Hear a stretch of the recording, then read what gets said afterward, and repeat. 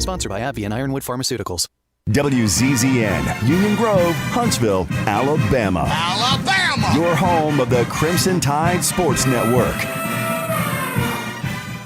Got a wreck at Old Railroad Bed and Orville Smith Road. That one's being reported as an injury type. Traffic building in steadily all across the valley, working with a heavy traffic load in a lot of areas already this morning. You be careful on that trip in. The Black Friday pre-sale is coming. You can save now and lose your weight in January. 2030huntsville.com for info. Captain Nick in the Jordan Lane Popeye Skywatch Traffic Center.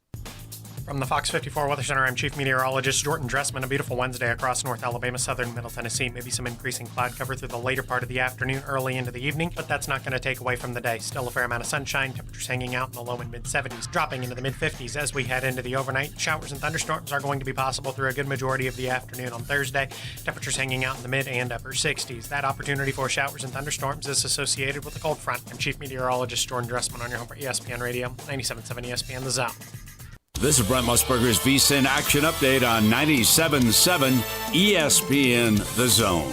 Simple Green is perfect for making your auto, RV, cycling, boating, and other sporting equipment look like new. Visit them at simplegreen.com. College basketball underway. Gonzaga, again, the favorite to win a national championship, plus 550. Michigan behind them at plus 800, followed by UCLA at plus 1,000, Kentucky at plus 1,200, and Kansas, Duke, and Memphis each at plus 1,400. The PGA Tour moves on to Houston this week. The Hewlett-Packard Enterprise Houston Open underway Thursday. Sam Burns, the odds-on favorite, at plus 1,600, followed by Scotty Scheffler at plus 1,800, Sungjae Im, Cameron Smith, and Matthew Wolff each at plus 2,200. Thursday night football tomorrow. The Ravens on the road facing the Dolphins. Baltimore a 7.5-point road favorite. The over-under 46.5. I'm Trey Westerberg, 97.7 ESPN The Zone. Log on today, 977ESPN.com.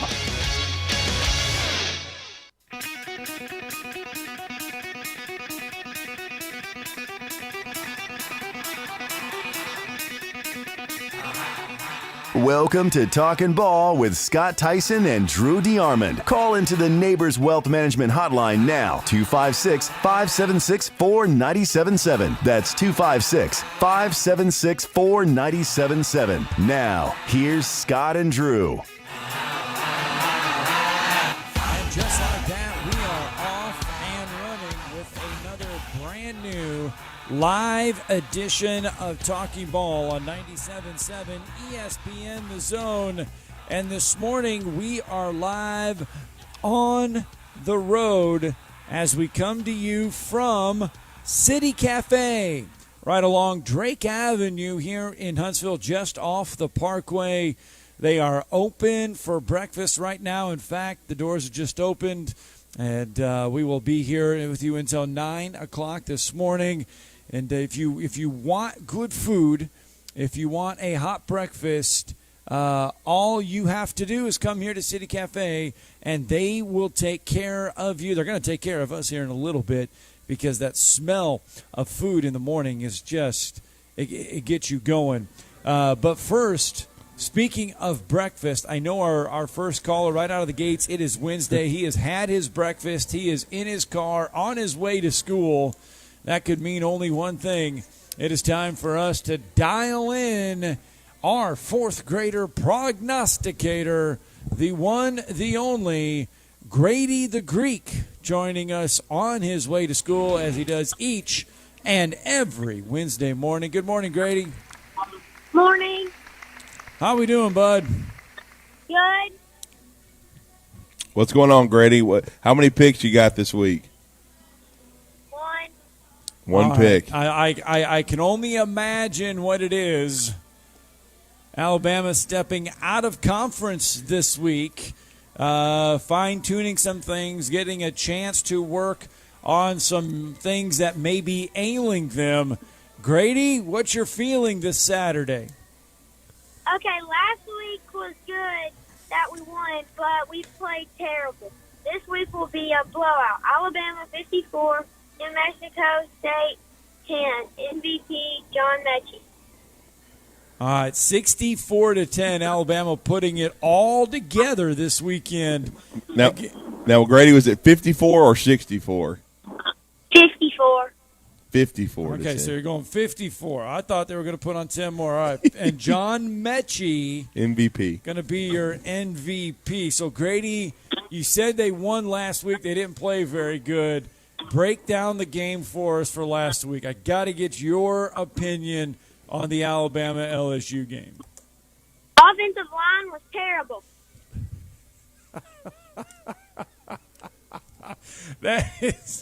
That is eloquently put by our good buddy, fourth grader prognosticator, Grady the Greek. The offensive line was terrible. What adjustments do you think need to be made, Grady? A lot.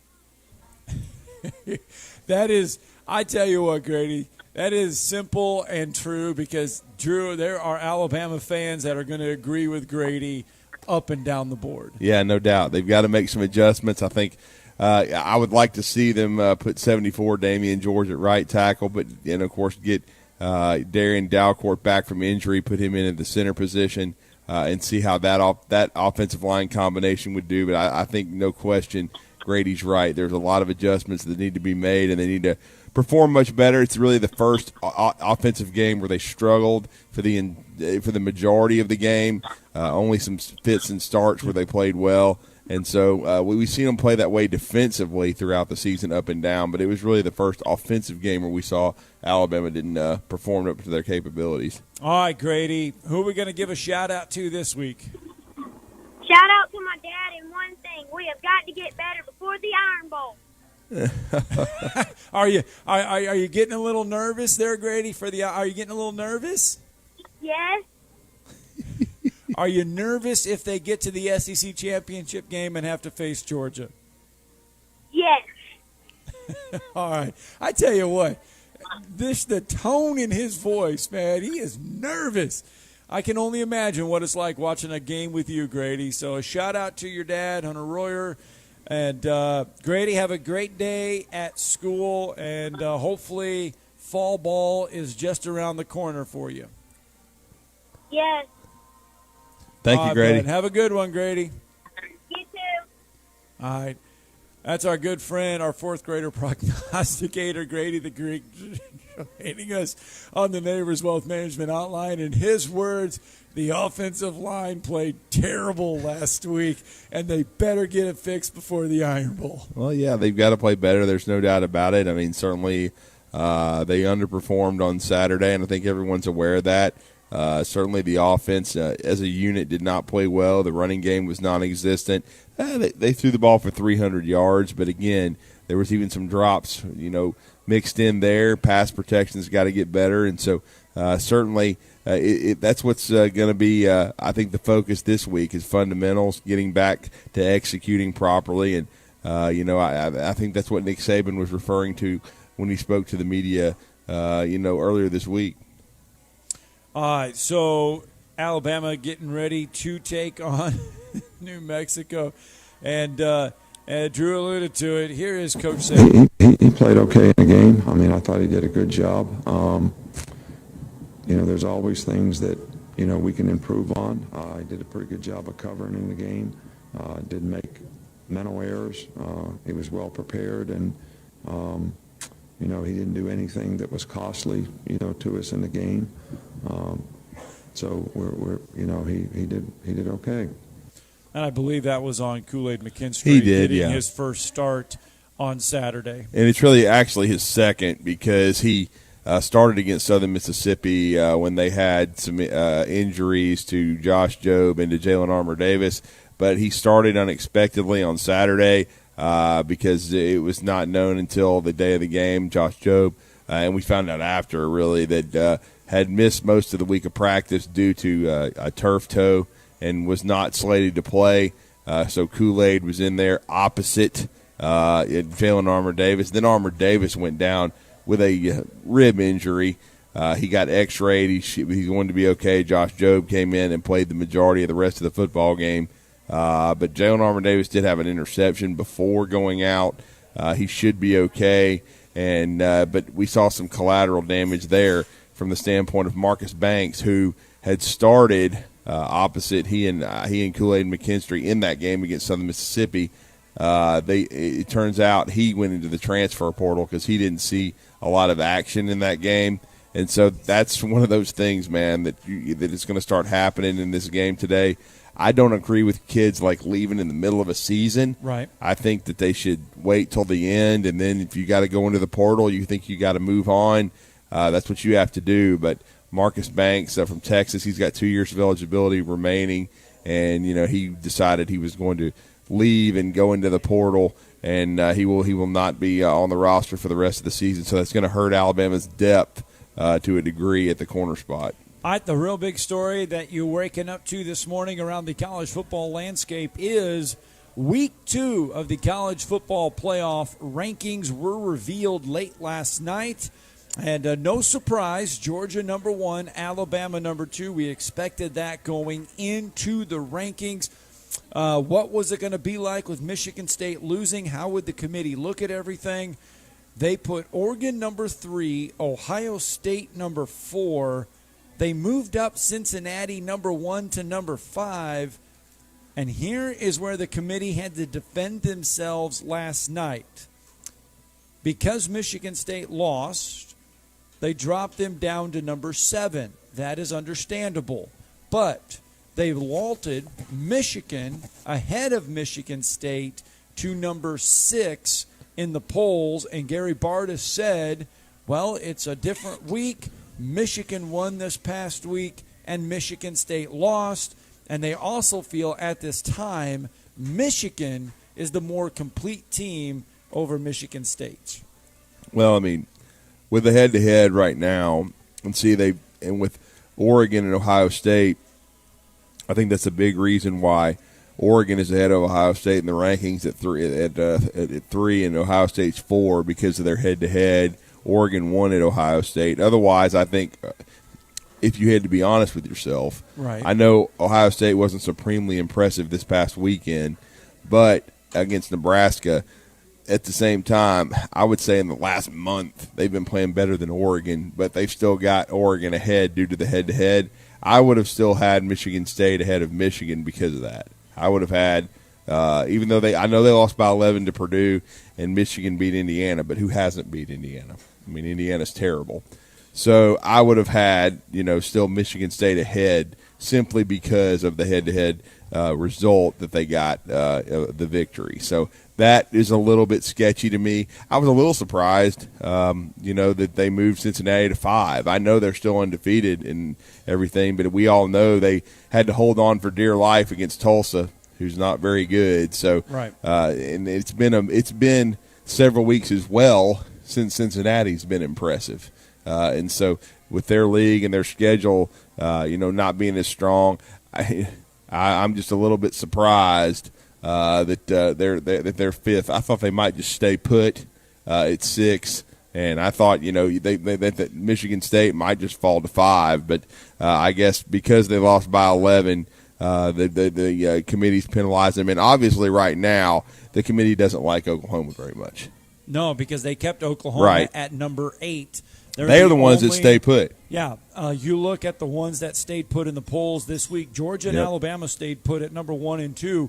Oklahoma is the only other team inside the top 25 to not either move up or move down or come into the poll. Purdue, Texas, San Antonio, Utah, and Arkansas all came back into the poll. Oklahoma is the only one that stayed put outside of the top 2, and they kept them at number 8. So they really don't like Oklahoma. They don't like the Big 12. It doesn't. But they look rewarded Cincinnati for barely getting a win over a 1-win Tulsa team and moving them up 1 spot. Yeah, Tulsa's not had a good year at all, and they just don't. They don't value right now the strength of the Big 12, and so that's what's really hurting. Oklahoma. Oklahoma still has to play Bedlam against Oklahoma State. And of course Oklahoma State's in the poll. Oklahoma State is number 10. Yeah, so that would carry some panache, but I don't know how much because to me, you would think an unbeaten Oklahoma might have some value over Michigan and Michigan State, but they obviously have looked at the total body of work for the Sooners, and the Sooners just have not been that impressive. Now, we've talked about that many times, how they've had many a close call, but they're still unbeaten. So it's interesting that they still can't jump over Michigan and Michigan State. But we all know that both of them still have to play Ohio State. Right. All right, let's go out to the Neighbors Wealth Management Hotline. Jeff from the Borough with us this morning. Good morning, Jeff. How's it going, guys? Well, Cincinnati moved up to 5. They just got to hope somebody loses and they get in that top 4. That's all they got to hope. They got to hope one of those 4 loses. One of those 4 gets the second I don't ball. know. They probably they'll get penalized for the league they're in. You're not in a good enough league, and you hadn't played good enough. Blah blah. All you can do is play what's in front of you. That's all you can do. You can't. I mean, if Oregon else. Oregon and Ohio State win out, and if Oregon wins the Pac-12 championship, Ohio State wins the Big Ten championship. Obviously, if Georgia beats Alabama, you get one spot. Yeah. There's one spot in there, and I mean. By the end, would it be if Oklahoma was undefeated, gets through the Big 12, or if Cincinnati, which one's going to have the more panache? I would think it would be Oklahoma by then. Just long as it's an undefeated team, I'd not be Cincinnati, I guess, but as long as somebody undefeated, that's all I care about. I ain't, if you got one loss or out to me, I'll put undefeated in Oklahoma, Ohio State, Georgia, Cincinnati. That's fine with me. They're all undefeated. They've done what they need to do. They beat everybody they can beat. We're not going to sit out here. Cincinnati's penalized for the league they're in. If they were in another league that's doing this, I don't care if they play the deaf, dumb, and blind 12 times. If they beat them, baby, they're undefeated. It makes no difference to me. It makes no difference. I don't care. It makes not to me. It matters not. I don't care. That's like when BYU won it 2 years ago. I don't care about polls. They're the only undefeated team left, and they were the champions. They were the only undefeated. I don't care if they played in the Holiday Bowl or the Peanut Butter and Jelly Bowl. They won it. They were undefeated. Nobody else was undefeated back then. Nobody else, so they're the champions. When you're undefeated, you play who you play. We're not going to sit out here and penalize it. It's like UTSA. Of course, you're never going to get a chance anyway. But you're penalized for these universities can't change leagues every year. They can't go to the Big 10, the Big 12. They can't join the different league. They can't do that. So, I mean, that's just what it is, and that's the way it works. Jeff, I think that's why there's a lot of feeling around the NCAA is the fact that there needs to be almost two national championships.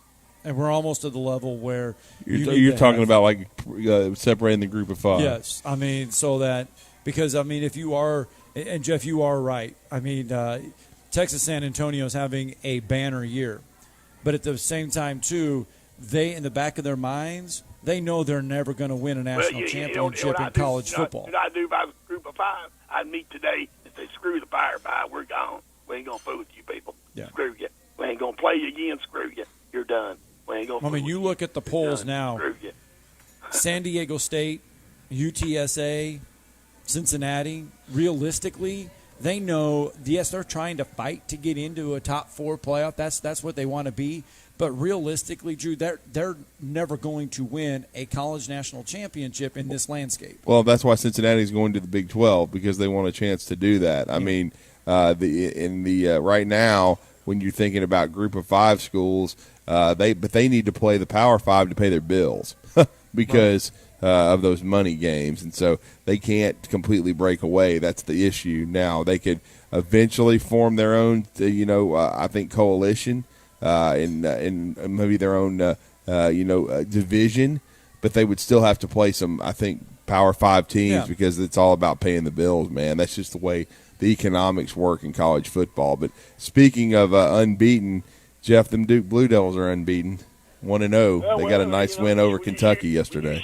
When you shoot 38% and you don't stop number 1 and number 5, and you don't shoot, it should have been over at halftime. Y'all should have been up 20 at half. It shouldn't have been no 4-point game where they played the first half. You should have won by 35. You should have done. You're up 15, and they cut it to 4, and they just couldn't get no closer. That's what it boils down to. So, I mean, Pablo Banchero and Trevor Keels, man, they're legit. 1 in 5 kill him, man. If you didn't have him too, you wouldn't have beat us. But I know you guys enjoyed it. I know that. So every time Kentucky loses, you enjoy it. So I understand that problem. So well, you make it easy for us. You make it easy for us to enjoy when Kentucky loses. Everybody else in the SEC didn't play nobody. I wonder how that SEC OVC challenge worked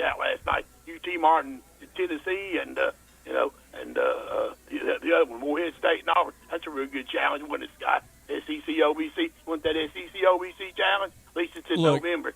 Here's the thing with basketball. Especially right now in the first month. You can't overreact. You can't underreact to how they perform because really it's all about how they start looking in January and how they start really playing in February. We ain't worried about November, December. That's a nobody cares to you. Yeah. Nobody cares. It's nobody cares to Scott Theisen.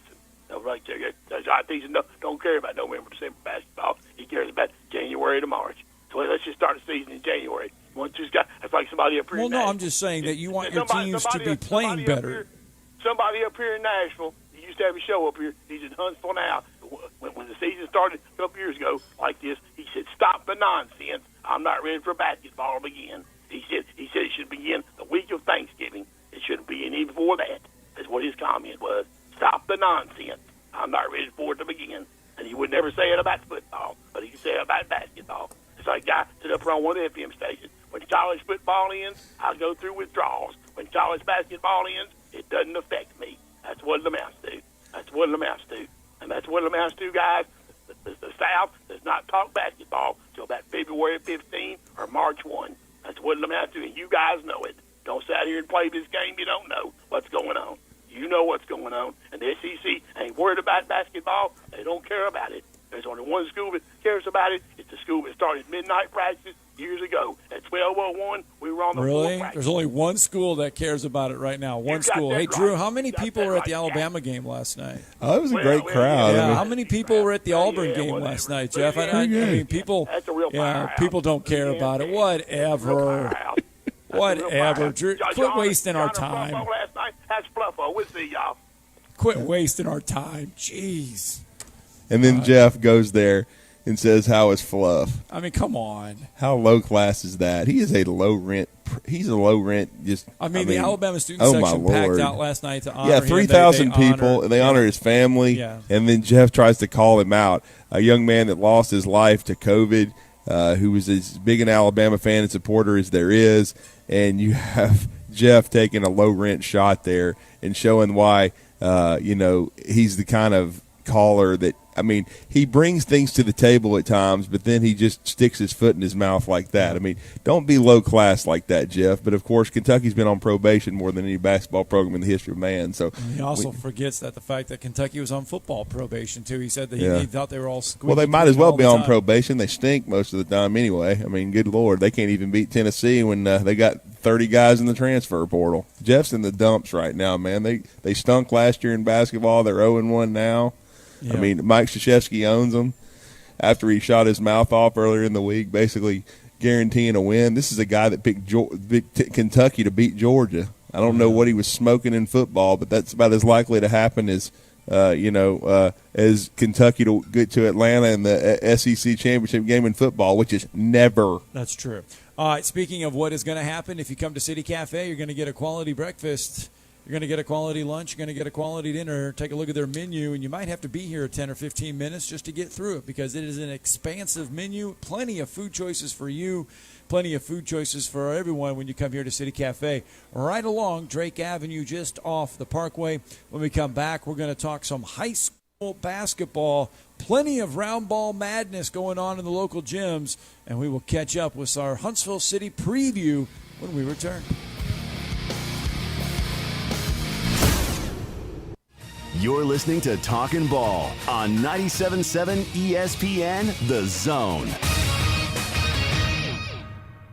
HPD just removed 2 wheelbarrows from the traffic lanes on 565 near Oakwood. That area is clear again. Got a wreck eastbound on 565 just west of Mooresville Road. That one's got 2 lanes blocked up. Highway 20 and Greenbrier Parkway reported as an injury-type wreck. Old Railroad Band and Orville Smith also had somebody hurt. Dr. Sandman has the easy-to-use, easy-to-clean Somnodent oral device. Insurance approved for snoring and for sleep apnea. 350-CARE or RandallSandlin.com. Captain Nick in the North Parkway, Popeyes Skywatch Traffic Center. Championships are won right here. 0-2. Come on now. Chopper out to Dansby. Dansby throws to first base. Is this happening? It is!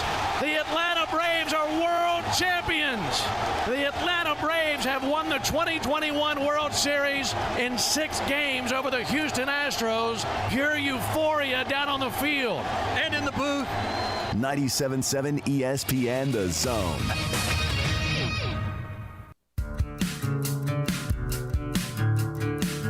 Maybe the air doesn't blow like it should, or it's needing new tires, or you're just ready for something newer.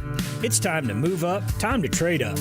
Bobby White back again for Woody Anderson Ford, and it's the perfect time to trade in and trade up because your current car or truck is worth more than you know. In fact, we'll buy your vehicle even if you don't trade. We have nearly 100 Ford Blue Advantage certified pre-owned models to choose from. Our Ford Gold certified or low mileage, gently used vehicles with great warranties. They've passed 172-point inspection by certified technicians, come with a 24-hour roadside assistance, plus a full tank of gas and a fresh oil change.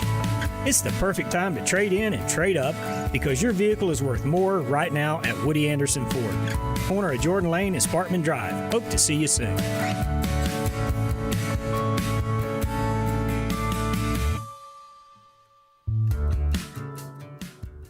This is Wes Neighbors with Philip with Eagle Insulation, and we have an announcement to make.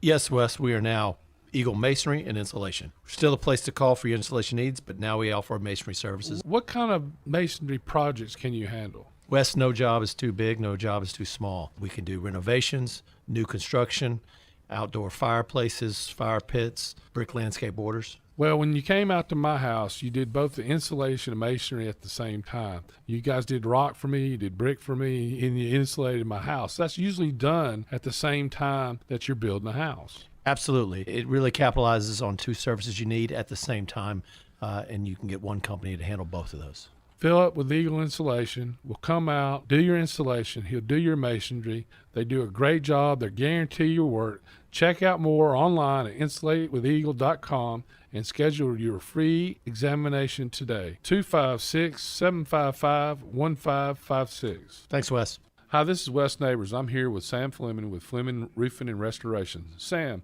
tell the folks about Fleming Roofing and Restoration. Hey Wes, our company Fleming Roofing and Restoration specializes in commercial and residential roofing and repairs.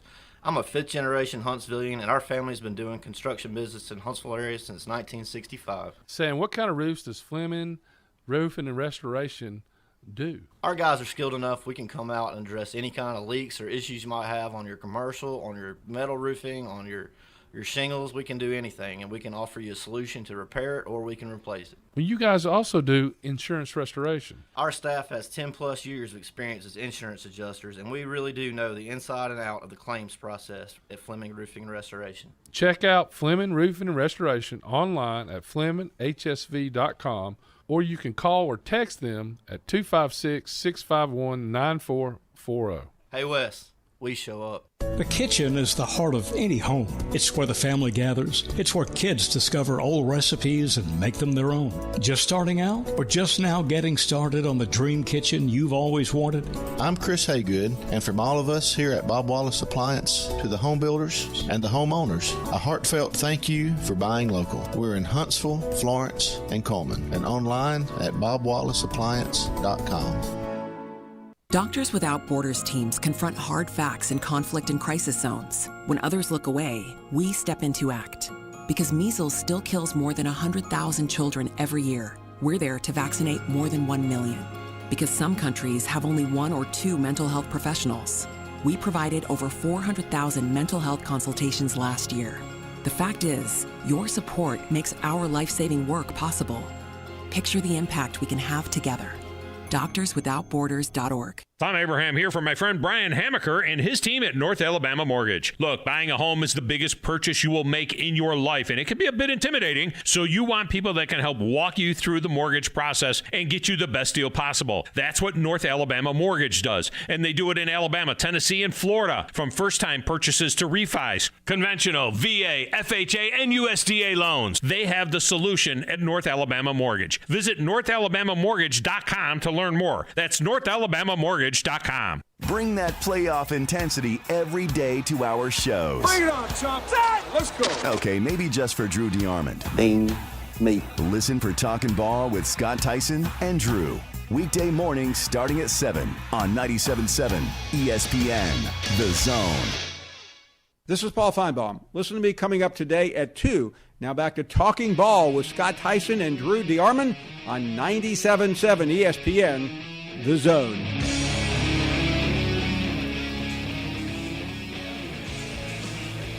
And welcome back to Talking Ball on 97.7 ESPN, The Zone. We continue our Huntsville City basketball tour. Our next stop on the train is the Mae Jemison Jaguars, Drew, and a new coach there, a new era for the purple and gold. Yeah, Jeremy Bynum, a longtime player and coach at Oxford High School, has come to our city. Great to see him take the reins of the Mae Jemison Jaguars. I know the guy he worked for, Joel Van Meter's come up here many times in the Huntsville City Classic, and great guy, great program, and he's going to bring some of the same culture to the Jags, and we're looking forward to that. All right, let's find out a little bit about the first-year head coach. Coach, welcome into the show, and basketball season is among us. It has started, an exciting time for you and this program. Absolutely. This is the best time of the year. I think as we get closer to the game day, I see our guys starting to get a little more excited. They're starting to compete a little harder. So you just tell it's right around the corner for us. No doubt, Coach. And what drew you to Huntsville and to Mae Jemison? I mean, you were at home at Oxford. You were obviously working for an outstanding coach. You guys had a great program there, a program that was probably good enough to win a state championship. You had some, it's a very tough area, tough region that you had to get through the regional. But talk about coming to Mae Jemison and what motivated you to come to the city. Well, I tell you, Huntsville is probably the mecca of basketball in the state of Alabama right now. I know Birmingham tries to go back and forth, but I would have to say it's Huntsville right now. And I always told Coach Van Meter I would never leave him for just any job. But, when the Mae Jemison opens up and the name of Mae Jemison itself just tells you, look, you don't turn that one down. That's a no-brainer for you, especially as your first opportunity to be a head coach. As a part of the Oxford program, though, you did get a good taste of Huntsville basketball. You were at the Huntsville City Classic a few times. Talk about your experiences there and what that means now to be really on the inside looking in of Huntsville City basketball. Well, I tell you this. Huntsville Classic, we played in a bunch of tournaments, but the Huntsville Classic is probably the best tournament in the Southeast. When you look at it from top to bottom competition level, it don't get any better than that. So just the opportunity to be inside and be at home and have some home field advantage with some fans, I think that's a big time advantage for us. So. And of course, COVID last year had an effect on everyone throughout the state. How has that been, that transition coming here? I know that's still an issue, but talk about the numbers, talk about your the kids and how they've responded to you, and how has the off season been, Coach? Well, the way I can explain that, a complete culture shock. Some things I value are different, coming from where I came from. I value a lot of culture, a lot of locker room stuff, being a good teammate, playing hard, things like that. So it was a culture shock to them. These guys, I put them through the fire. We went 6 a.m. for the last 6 months. And, when I got the job, a lot of people told me, hey, Coach, I don't know. Those kids ain't going to show up. But my kids that came in and punched the clock every morning, and I'm proud of them for that. I just think it's going to pay off. I tell them all the time, you got to put money in the bank to cash out. And every day we come in, we go to work, we just putting money in the bank, and hopefully we cash out at the end of the year. When it comes to style of play, we've seen Mae Jemison go fast. We've seen them be deliberate a lot of times. Talk about your style. We've seen Oxford's style. Talk about what you want to encompass in this first year as head coach. Well, I tell you, we're not going to play exactly the way I want to play in 3 or 4 years from now. I think it's my job to try to get the best out of this group. We have 6 seniors. I don't want to come in and say, hey, we're going to play this way and not give them a chance to be successful. So we're going to play fast. We get a missed shot, we're going to attack. We're going to try to get to the rim, trying to get the best shot. They score on us, we're going to run the sets. But we're not going to be too methodical. I think it's the best thing for them is to give them space and opportunity to go make plays. And talk about some of the guys, some of those seniors. Who do you really need to step forward for you and play well, especially early, to establish the style of play and the culture that you want? And who's really responded in your mind of those 6 guys to your style and your leadership? The one that's responded the best is Kennedy Turner. He's just been an absolute dog. He's been here since a 9th grader. Don't think he's really played well to his level, but so far in practice, he's just been an absolute dog. Plays hard. I can coach him as hard as I want to coach him. He never folds. I got a kid, Denzel Washington, who I think could be the best shooter in the city. He gets his feet set. Everybody in the gym, every time he leaves his hand, they think he's going in. Soft shot, smooth. Just, those two guys, I think, if they can come along and show up in the games, we have a really good chance of being successful. And then you take the guys who have been here and who've played a lot of minutes. Isaiah Curry is going to be good for us. Probably one of the best scorers in the state when he's got it going. Ty Hayes is finally healthy. He's playing hard. I think he's going to be really good for us also. So you look at those four guys along with the other two, I think we got a chance to be pretty competitive as we go out through the season. Best advice you have been given so far, not from a coach, but from somebody outside looking in about Huntsville City basketball? That's a good question. Let me think on that one. Because in Huntsville, you get so much coming from so different ways, man. I think one of the biggest things is just, control what you can control, be where your feet are, and enjoy the process, man. And I know Coach Van Meter's meant a lot to you, and you told us earlier in the conversation you wouldn't leave that program just for any job. What's his advice been to you? I'm sure you guys still talk frequently about building this program. Coach Van Meter's a grinder, man. He's a worker. And one thing he always tells me, just keep my head down and go to work every day. We always just tell our kids, don't be emotional. And that's one thing about he teaches me and reminds me every day is just, it's a process. It ain't going to happen overnight. Just keep grinding, trusting the kids, make the kids know that you believe in them, and just keep pushing. All right, so we're not going to talk expectations because those are numbers and anything like that. But after it's all said and done, what makes the first year successful? For me, just if I can get those guys to give their all every night, and like I tell them all the time, whatever our success is, let's get to it. Who knows what it is? If it's getting to the regionals, fine. If it's winning state championship, fine. If it's winning the area, fine. Let's just be the best we can be on an everyday basis. And talk about what are you looking forward to most about the schedule coming up? I know you got here, this spring, and really that was most of it was set. But what are you looking forward to the most as far as for your kids competing? Well, I'll be honest with you. I think a little different. I'm interested to see how my kids respond. We start our year off with James Clemens, who a lot of people think could win 7A. Then you turn around and travel to Oak Mountain, who's going to be really good. Then you come back home and play Hazel Green, who's going to be really good. And then you go Friday and go to Gunnersville, and it's hard to play in Gunnersville. So, those are 4 games you can play in that who knows what can happen. It's all about how do we respond. Right. First-year head coach Mae Jemison, Jeremy Bynum joining us this morning as we talk high school basketball. And, Coach, best of luck this year. It's going to be a grind, but obviously it's well worth it if you can shape kids' lives and you can shape the game of basketball. Absolutely, and that's all that matters to me. And can I make these kids better than what they were on and off the court before I got the job? Coach, thank you for joining us, and welcome to Huntsville. Thank you. Indeed, that was Mae Jemison head coach Jeremy Bynum joining us, and a great chance to talk Mae Jemison Jaguar basketball and what is on the horizon for them. They opened the season actually last night. Lee High School will open the season tomorrow. We will hear from Greg Brown coming up a little bit later in the show as he begins to embark on another journey with the Generals. Yeah, and Mae Jemison, a tough one last night, 63-52 against, you heard Coach Bynum, a team from James Clemens, and Coach Frankie Sullivan. They got a chance to win 7A. A lot of people think, or make a deep run. They're very, very talented, led by Jordan Frazier, and I heard he got hot last night, 63-52. They beat the Mae Jemison Jaguars, and it doesn't get any easier. You heard him talk about they've got Oak Mountain, the defending 7A champion. Now, Will Shaver will not be in the lineup. He is graduating early. We're starting to see this. He is going to graduate December the 3rd, Scott, and then enroll at North Carolina and redshirt probably for the rest of that his first season in Chapel Hill. So he will not be with Oak Mountain, but they have a very experienced team returning. I think all those juniors from last year besides Shaver, return. They've been together a long time, and they're the defending 7A champions.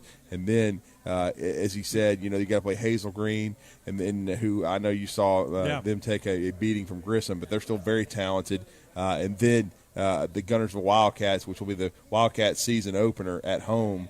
They're traveling to Guntersville, so that's a really tough 4-game stretch to open Jeremy Bynum's career at Mae Jemison. So tough one last night, but got to bounce back, but it won't get any easier. But he certainly is taking on the challenge head on, and he's got 6 seniors, and led by Isaiah Curry, and I think hopefully Mae Jemison will be much better for in January. You mentioned that in the conversation because of this brutal schedule they're playing. All right, we are live this morning from City Cafe right along Drake Avenue, just right off the Parkway. And hopefully coming up in here in a little bit, the mayor, Tommy Battle, will sit down with us as we talk everything Huntsville City. Hopefully we're going to get a few minutes with him. John Schulman, the UAH head basketball coach, going to be interesting to get his thoughts on his team's first 2 games of the season. He will join us in hour number 2. But if you want a big breakfast, if you want to look at a menu and have every available option to you for breakfast, lunch, or dinner, make sure you step on in here to City Cafe. They have a expansive dessert menu as well. I guarantee you their motto is nobody leaves hungry here. I'm telling you, the portions, you ain't leaving hungry. At City Cafe. So make sure you join them here. They open every day at 7 a.m. I believe they're open till 10 p.m. here along Drake Avenue. It is City Cafe. They are our home this morning here for Talking Ball. And we talked a lot about the college football playoff rankings, but a big game this weekend inside Jordan-Hare Stadium, Drew, is Auburn tries to put that loss to Texas A&M behind them. They had a lot of momentum coming out of the Arkansas game, a lot of momentum coming out of the Ole Miss game. But the offense kind of stalled in that Ole Miss game in that second half. It did kind of go flat, and a lot of people thought maybe it was the weather, maybe it was Ole Miss doing some things. But that flatness carried into Texas A&M. I know the Aggies' defense had a lot to do with it. A ton. But the flatness, though, has to be concerning. Well, I mean, they faced a front-line defense and a defensive line that's really the real deal. When you talk about DeMarvin Leal, when you talk about Clemens, the outside backer, the edge rusher who had the scoop and score for Texas A&M, it's a veteran group. I mean, Mike Elko's team, defensive stop unit, going into the season was thought to be one of the best in college football, and they really are. I mean, there's no doubt about it. And they had to be even more so when the quarterback injury happened, when you had to go from Haynes King to Zach Calzada. They had to win that game standing on their head 10-7. Because remember, they didn't score until late in that game an offensive touchdown to beat Colorado 10-7. And then they got shredded a little bit by Alabama, but they made some plays when they had to. And then they just suffocated Auburn. I mean, I'm going to be really interested to see how Texas A&M's defense travels to Ole Miss because that's going to be a tough matchup in Oxford. And we haven't really talked about it a lot, but Lane Kiffin's team is still in this. Yes. I keep saying 3-team race: Alabama, Auburn, Texas A&M, but really Ole Miss is still in there too. But their disadvantage is they've lost to Alabama and Auburn. So. But they're still in it. If they could upset Texas A&M, then it would become a 3-team race with Ole Miss still in it.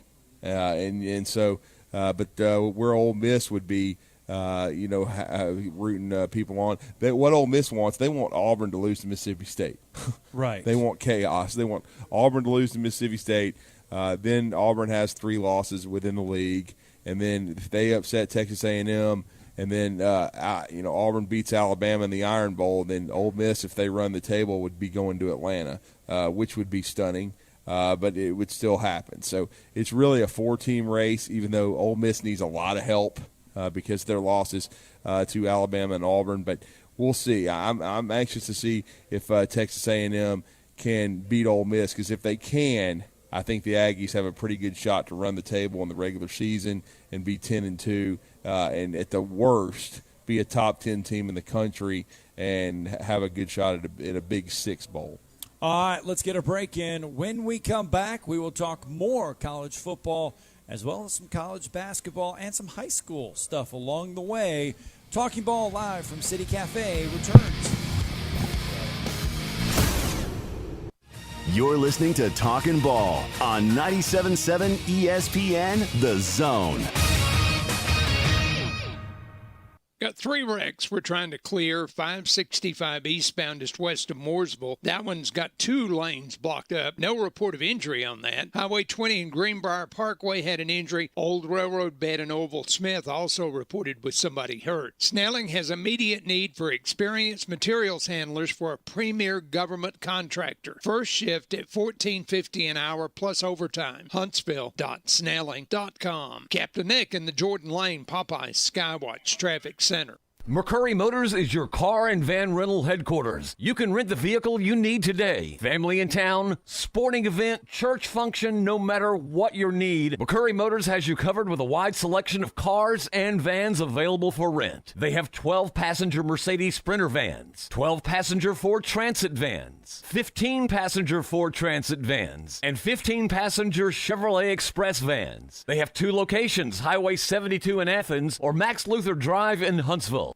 Hey there, Bob Baumhauer here. Baumhauer's Victory Grill is your big game headquarters all fall long. And with our new fall features, every day is game day at Baumhauer's Victory Grill. Try our pregame starters, including our homemade onion strings, always fresh hot lips, and our all-new Buffalo Dippin' Chicken appetizer.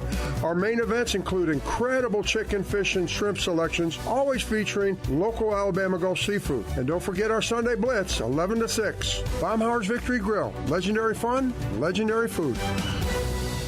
Hi, everybody. Eli Gold here. Right now, indoor air quality occupies top-of-mind awareness for families and business owners. Rick Smith and the trusted professionals at Environmental Comfort Systems can take care of your indoor air quality concerns with their state-of-the-art indoor air quality solutions. Environmental Comfort's indoor air quality systems remove 99.9% of airborne contaminants so you and your family can breathe clean, fresh air. If anyone in your family suffers from allergies, or if you just want the security of knowing the air you breathe inside your home is free from viruses, bacteria, pet dander, dust, and odors, Environmental Comfort Systems are the professionals to call. Environmental Comfort also carries state-of-the-art, high-efficiency comfort systems that increase home comfort, keep humidity in check, and help you save money on your energy bills. Give my friend Rick a call or visit them online at envcomfort.com and breathe cleaner air today. Environmental Comfort Systems, Alabama license number 92314. It just works.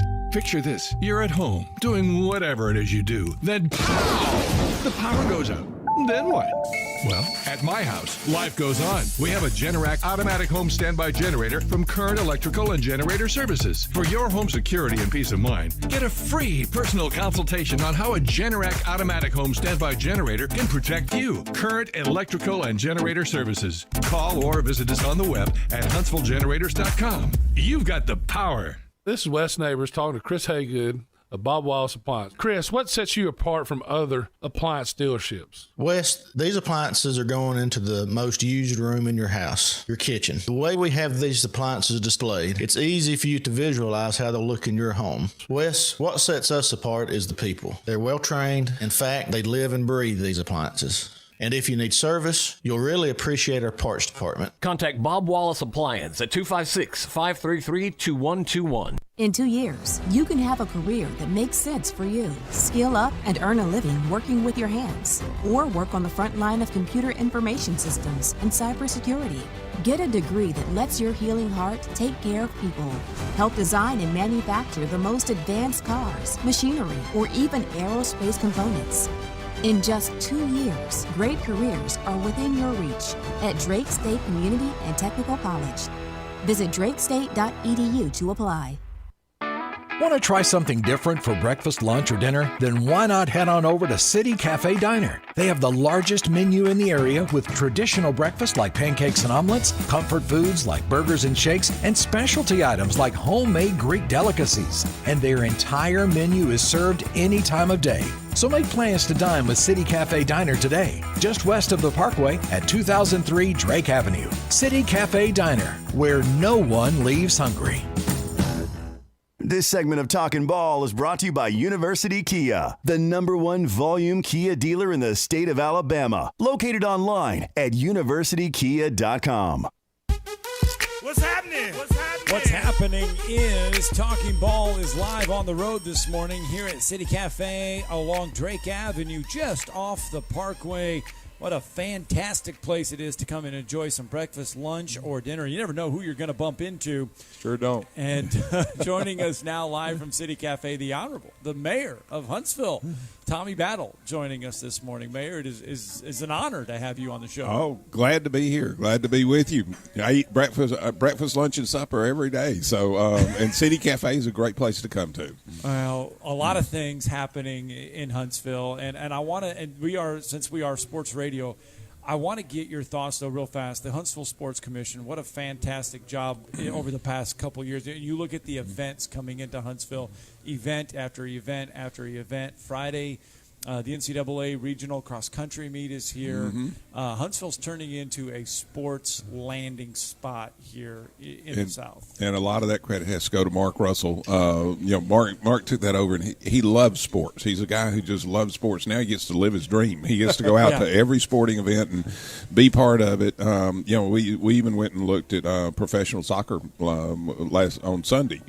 And great time in Nashville, seeing seeing their team play, and there were 27,000 people at the game. So it was really neat. And does that fit into our plans, our future plans for Joe Davis Stadium? Don't know, but it was good to get up there and see crowds and see what can happen. What may happen. We would be a minor league team off of the big teams, but there were a lot of people there, a lot of enthusiasm, and a lot of fun. Well, and Mayor Battle, we know the passion for soccer here. We've had the state championships in Huntsville for many years at John Hunt Park, and been able to bring a lot of money and a lot of people into the community that have had a great experience watching these young people compete. Yeah. And we go from soccer to sand volleyball to cross country running to mountain biking. We've got, and we did the gymnastics, SEC gymnastics, which just one of it was a killer coup to be able to do that and bring it from New Orleans, but. The reason we got to do it is because we were a little bit nimble. I mean, we heard about it last minute. We threw out a bid, and they said, sure, if you can pull it together, yeah. And the Von Braun Center and everybody worked together, and Mark Russell was right there with the Sports Commission. And, that's the great thing about our area is that everybody will pull together, and we'll make it happen. A lot of people ask us because they think that we know the answers, and I'm hoping that you might know the answer. Joe Davis Stadium. We see progress being made on it. We see a lot of work being done out there. Where does all the time frame stand with Joe Davis Stadium? It is still, we've gotten all the numbers together, and we're about to award the contract on it. What you're seeing, the progress that you're seeing right now, is a lot of the drainage work being done for the whole park, which will take care of that whole park. And a lot of people don't realize that to the eastern side of the parkway there, that whole drainage basin comes right through the park. So we're improving that at the very start. And then we have some just dynamite plans on Joe Davis Stadium. We're going to take it down to about 6,000 seats. And with the boards out front and the boards in the stadium, and it'll be great for our Friday night football games. We've got five different high schools in at least the Huntsville area, and then 2 in Madison and 4 or 5 in the county. And everybody doesn't have a place to play on Friday night, so we're having to spread it to Thursday nights and Saturdays, and we're going to try to get it where we've got enough fields so everybody can play Friday nights and make that our high school football night, and then maybe spread it over to soccer, to lacrosse, to all the other sports that we see getting really big in the area. Well, in Mayor Battle, I know we have people asking about Huntsville City athletics, and especially football. How can it enhance the football experience? Because I was talking to Scott Stapler yesterday, the city athletics coordinator, and he's really, really excited about the future of what that property at Joe Davis can become. Yeah, I mean it's center of town, and it will give us a focal point on football, which is what a lot of people are looking for. I mean. The city of Huntsville, we've had some competitive teams, but we haven't been state level competitive. We need to be state level competitive, and it'll give us a focal point, but also give us a place to play, a place to tailgate, place to come out and have a great time, and get it back to the old days when Friday nights was a night you went out to high school football and you had a great time, and you might go out to eat afterwards, or go out to eat early, and just enjoy the community. You just had the State of the City address this week. Not the whole thing, but what is the state of the city of Huntsville? The state of the city is good. And I think that's probably what I should have said. The state of the city is good, and then sit down and maybe show the little videos and everything. But we're fortunate. We've got some great people working with us and working together. We've got jobs. We've got economy. We've been able to put in a whole middle class type jobs with this advanced manufacturing that we've never had before. And so people who have been working in the hospitality industries or the near minimum wage industries, all of a sudden they're able to move up, and they're moving into some pretty high-paying jobs with good benefits and everything. And so that makes us grow, and that makes our economy grow. And the great thing about it is everybody's part of the prosperity of our city. There's no sectors who are left out. That's a great thing. A lot of people want roads redone. That's the biggest question that you we all want roads. What are we going to do with the parkway? Yeah. We all want roads. We have 2 or 3 big needs. The Parkway and 565 interchange. It's $300 million fix on it, but it's like Birmingham I-59. We've got to have the money invested into our area, so we're working with the state to do that. Taking 565 out past Shields Road, that will open up another labor shed out in the Scottsboro Sand Mountain area and get them in. So we've got a lot of road plans coming in the past. If you take this as a middle point in 10-year period, we're going to spend $1 billion on roads here in this area, and $1 billion is a lot of money, but it's to keep up with the growth. Well, speaking of money, Mayor Battle, we're going to let you do an infomercial here. Tell us about City Cafe. We're excited to be here. Oh man, this is our normal place to. We hit it every Wednesday. I have a group. We've been eating breakfast together for probably close to 25 years. Wow. And we were all friends growing up, and as we've gotten older, instead of going out at night and doing things, we're in bed at 9 o'clock, and City Cafe is a great place to come to early in the morning, where we can come to have breakfast and have some camaraderie and just have fun. And we're here about every Wednesday we come in.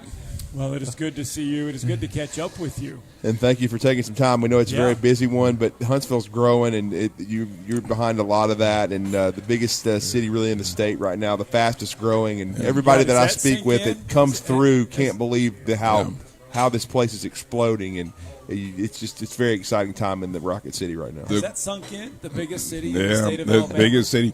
But, the most important thing is that, we've got to have a quality of life, something to do. That's what y'all add to. You add to the sports scene. You add to something for people to do, to enjoy and be part of the city, and a reason that people might move here. If you get an offer you get somebody from Spokane, Washington says, honey, we're going to move to Huntsville, Alabama.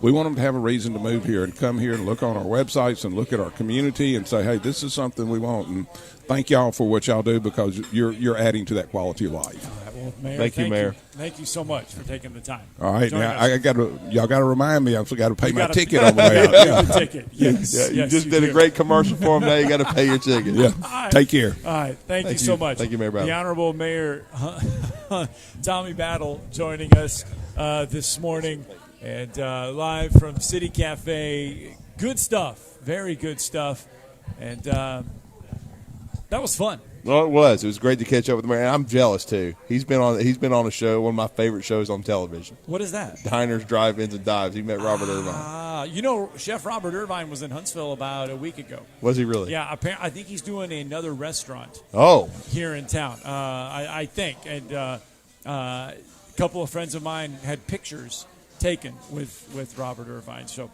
very interesting. I believe we are. Chad, are we about ready for break for our? Yes, we should be about ready for the top of the hour. Chad, are we good?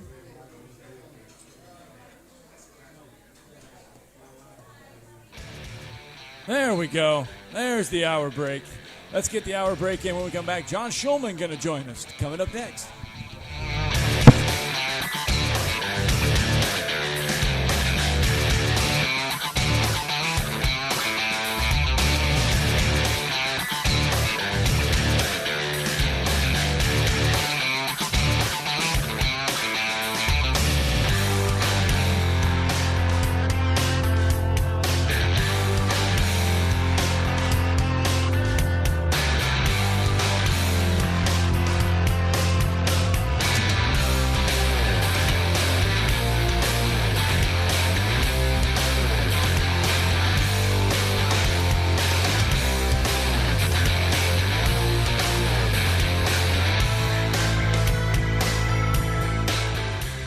Hey folks, this is Arthur Seaton, Managing Partner at University Kia, here letting you know we are proud supporters of Alabama A&M University football. Stop into University Kia today and shop our large selection of new Kias, including the all-new Telluride 8-passenger SUV, the stylish new K5, and sporty new Seltos.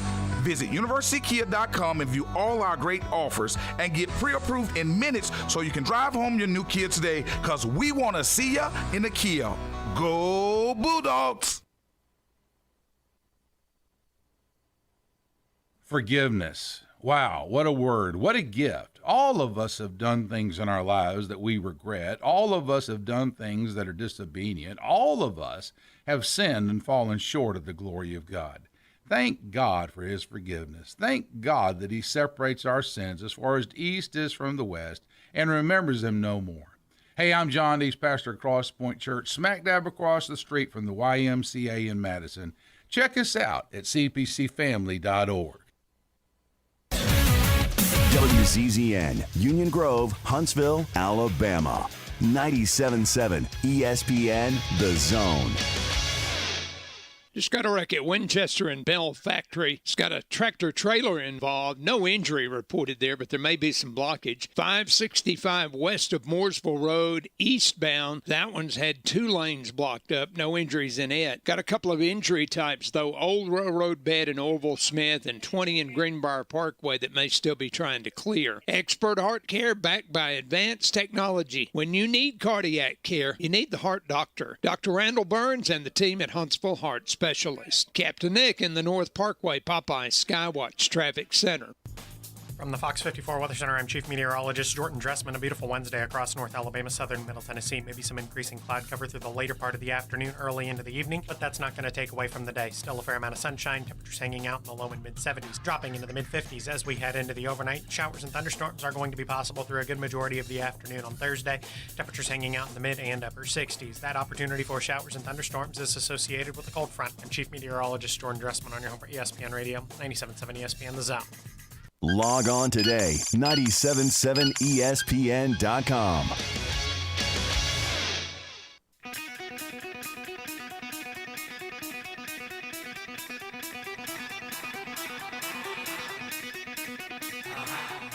Welcome to Talkin Ball with Scott Tyson and Drew DeArmond. Call into the Neighbors Wealth Management Hotline now, 256-576-4977. That's 256-576-4977. Now, here's Scott and Drew.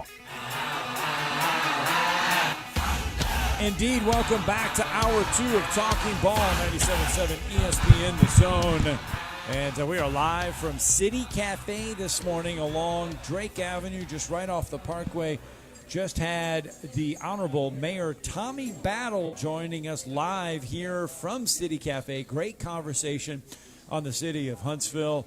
And I have just picked up the breakfast menu. I am looking at all the options. I have looked at the appetizers, the dinner menu. And I have got a lot of time to study this menu because I need a lot of time because it is expansive and large. It is. But we also got to flip the script now and talk some college basketball because each and every week the head coach of the UAH Chargers, John Schulman, will join us, and that is obviously and courtesy of our very good friends over at SportsMed SportsMed Orthopedic Surgery and Spine Center is a proud sponsor of the UAH Chargers, and they invite you to visit their Saturday sports clinic for all of those sports-related injuries. Each Saturday from 8 a.m. to 9, visit 4715 Whitesburg Drive. It's the SportsMed Saturday Sports Clinic. And, of course, this interview brought to you by SportsMed. It is our good friend John Schulman. Coach Schulman, welcome back to the show. You're with Drew and Scott. We're here at City Cafe, man. How are you? Well, just don't look at the menu. Just get a big piece of cake and be done with it. Yeah, it is almost like half a cake. I will give you that. Yeah, just get the. We had one up in Chattanooga for many years, and just go get a piece of cake, be done with it. The menu would drive you crazy. It's got too much stuff. Just get the cake, be done, and live happily ever after. Well, Coach, I will be living happily ever after about 9 o'clock when I partake in the menu. Talk about this past weekend. First two games in the books for the Chargers. The scoreboard didn't go the way we wanted to in either one, but let's talk about the two games. Well, I would be lying to you if I said that I was completely happy, but I'd also be lying to you if I said I was very discouraged. We take Sugar Steve was out there, so we got a chance to hang out with Steve, and he saw what I'm talking about. You would have to see it really kind of to believe our team. We went out there and played the 21st ranked team in the country on Saturday and really had every chance in the world to win the game. Going out there, we really don't know. We've got three freshmen in the starting lineup. You got C.J. Williamson in the starting lineup. That was his first game as a Charger. And then you got Mac. And we've got really no experience whatsoever. We're playing the 21st ranked team in the country. I didn't know if we could compete. You're hoping we could compete. And then all of a sudden it's a tie game with 7 to play, and plus or minus 5 with 5 to play, and that's where you want it to have a chance to win. And that's where we've won the last 2 years, like every single game. So we gave ourselves a very realistic shot to win the game. We had a great 3 to tie it at 64. And ball didn't go in, but in the last 4 minutes of the game, we had every opportunity to win a basketball game. Now, the next day, I will tell you this, Seattle Pacific the next day played the number 1 team in the country and got beat 5 and shot 28 less free throws than the number 1 team in the country. So I will expand on that here in a little bit. The next day, we played Embry-Riddle, who is also going to be a top 20 team in the country. And we played our best offensive game that we've played in 3 years. We were amazing offensively, scored 96 points, but we ran into a team that made every shot. They made their first 7 threes. At the first media timeout, they had made their first 7 threes, and we were still up 1. We have a very resilient team. We were up 7 with 4.5 to play. We were up 1 with a minute to play, and we didn't finish the game. To be in both those games and have an opportunity to win both those games, I asked our team, and this is what we got out of the weekend. I asked our team yesterday morning, and wait, because we have a lot to prove. I said, did we prove to ourselves anything? And one of them said, no, we got beat twice. I said, I'm just asking, did we prove anything? And one of them said, yeah, Coach, we proved we could play with the best teams in America. And that's true. We proved that we could play with the best teams in America. And that is thrilling for every Charger fan and for every Charger coach. That last year, I'm not sure, we played LMU last year and we got beat 93 to 68. I don't know if you remember that, Scott, but I do. I do. But I also remember this past weekend where we took a brand new team out there. We had freshmen step up and make unbelievable contributions. C.J. Williamson was fantastic. Our team is going to grow. Dalton Dodd's going to get better every game. We're really excited about where we are. Listen, I started, I guess, 08, 09 as the head coach of Chattanooga. We started with Missouri, Tennessee, Memphis, Southern Cal, Alabama, and we lost every game, and we ended up cutting down the nets and going to the NCAA tournament. It ain't how you start, it's how you finish, and I'm really excited about our team. And, Coach, I mean, we were really excited about some of those new faces. Well, and some of them that were, as you talked about, are COVID freshmen. One of them who really had a great weekend was Chaney Johnson. Chaney Johnson, here's the difference. They're COVID freshmen, but Chaney Johnson wasn't expected to do anything last year. We had J.J., we had Kearney, we had all those guys. And, he was a role guy. He'd come in and play 6 or 7, 8 minutes a game, and just, Chaney, don't screw up anything. And we had a senior team. This year, all of a sudden, he's got to step in and be one of the guys. And he played okay on Saturday. He had 16 on Saturday. Every scrimmage we've had, he's really had about 25 and 10. So him getting 35, just to be honest, I know everybody's excited about it, but I have very high expectations for Chaney Johnson. He played amazingly on Sunday, had an amazing dunk and finish, and got called for a technical for no reason, which turned the whole game around with about 7 to play. We did not get any break off the rim or a whole lot of break, and we still continued to play hard and persevere. That's what makes me so excited about this basketball team. They're very hungry. Chaney Johnson had 16, I guess. He's averaging 20-something a game as a freshman with a bunch of boards. Luke Burnett shot the ball, really well and played really good. We had great contribution from Coastal and Sutton Smith at the point. We're going to end up probably redshirting 5 of our guys. The future is very bright. We just got to hang in there right now and learn how to finish a game. Well, Coach, I'm looking at the first game, too. What a Scott, let me tell you about that first game real quick. Seattle Pacific, they won their league last year. Yeah. They did not get to travel out of Washington, so every one of their kids came back. And so I asked him, I said, you got an old team. He said, we only have 2 kids under the age of 21. Whoa. Well, we have 11. And so, it's going to be that type of year. Everybody, very few people redshirt like UAH. And so if you don't redshirt guys, all those fourth-year seniors last year are going to come back for a 5th year. Embry-Riddle had 2 fifth-year starting guards. They're old. They're experienced. We start 2 freshman guards. For us to be where we are right now, I'm telling you, I'm very, very excited. I'm not pleased with the results, but we're going to work on finishing games every single day. And when we break through and finish that first game, I'm just going to tell you, watch out. We had a coach in our league text me yesterday. He said, I just watched the Embry-Riddle game, and wow, are you guys going to be good? And I really firmly believe that, and I think our kids do too. Yeah, there was 63 threes combined between the 2 teams in that first game, Coach. Plenty of wide-open offense. Well, we really scored. Seattle Pacific can really guard. They really should have beaten Northwest Missouri the next night, and Northwest Missouri is the number 1 ranked team in the country. I think our kids saw it with their own eyes that if we do what we're supposed to do, then all of a sudden we can be one of the elite teams in the country. And we got all these freshmen out there being one of the elite teams in the country. That's a lot of fun. That gives a lot of hope and excitement. What we've got to do is the last 4 minutes of a game, we got to get a stop and we got to get a rebound.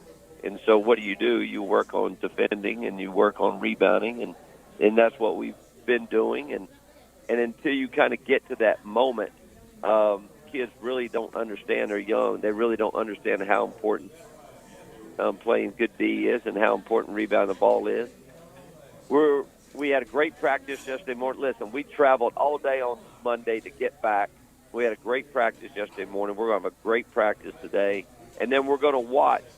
We head down to Florida this weekend, and we're going to take the last 2 to 3 minutes from every close game we've won the last 2 years and dissect it and watch it with our kids and show them how to win a tight win and what's important and what's not important. And so it's building a team, and it's building a very young team after you lose 3 pros.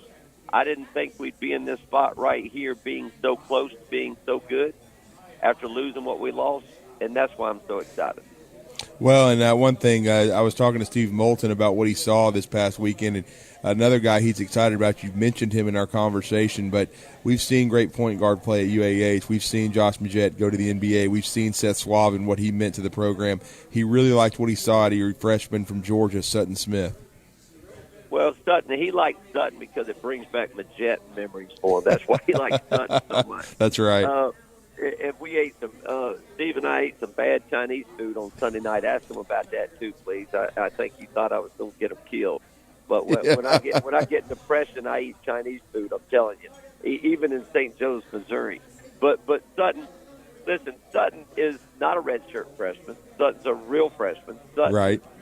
Like 18 years old, playing against 23-year-old men, and what he did out there, listen, the ball was in his hand, and he's making plays at the end of the game, and some of them are really good, and some of them aren't really good, but you have to go through.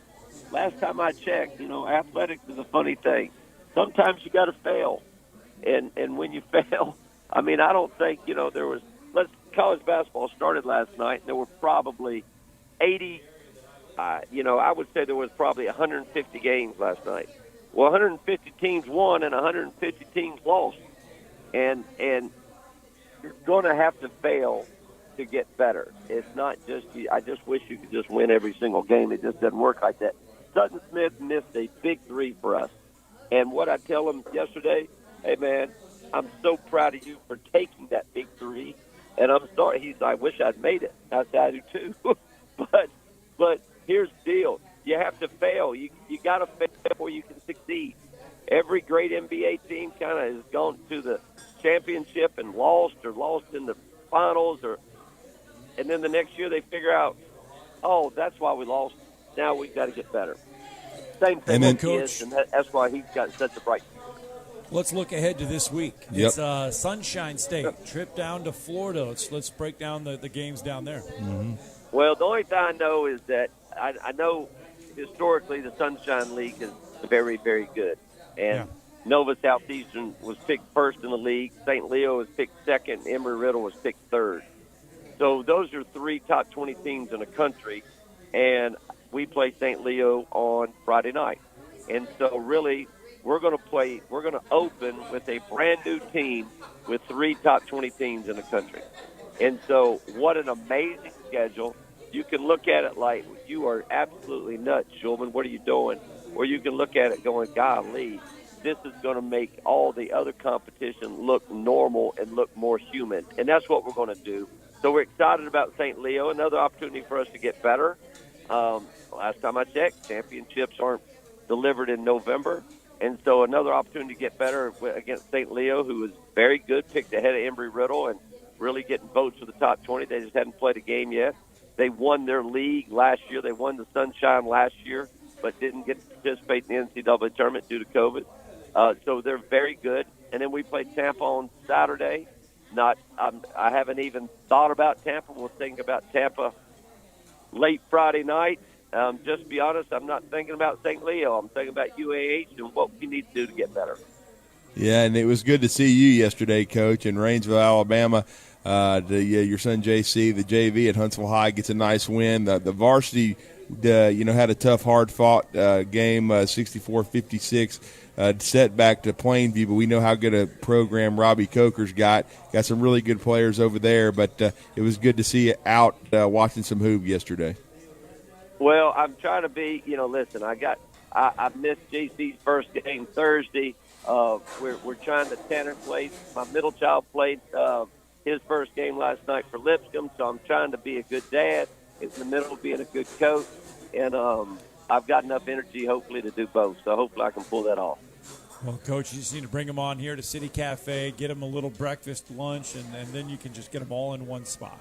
Big piece of cake. There we go. There's the plan. You could eat at City Cafe for like 3 months in a row every day and eat something different. That place is nuts, man. Then finish with a big old piece of cake every day. Life's good. Well, safe travels to Tampa, Coach. Hope you guys can get a win against St. Leo and Tampa, get a couple wins, come back to the Rocket City, and have a chance to open your home slate in next weekend. But we really look forward to the action on 97.7 The Zone, and thank you for joining us as always. I'm looking forward to you guys watching our kids. I think once everybody watches our kids, you're going to be very excited about the future of UAH basketball. But I appreciate you guys, and talk to you soon.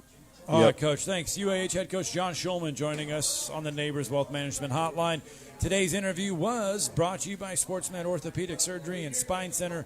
Give them a call today at 256-881-5151 to experience the SportsMed difference. SportsMed Orthopedic Surgery and Spine Center, dedicated to providing care that improves lives. Again, SportsMed Orthopedic Surgery and Spine Center, the proud sponsor of UAH Charger Athletics.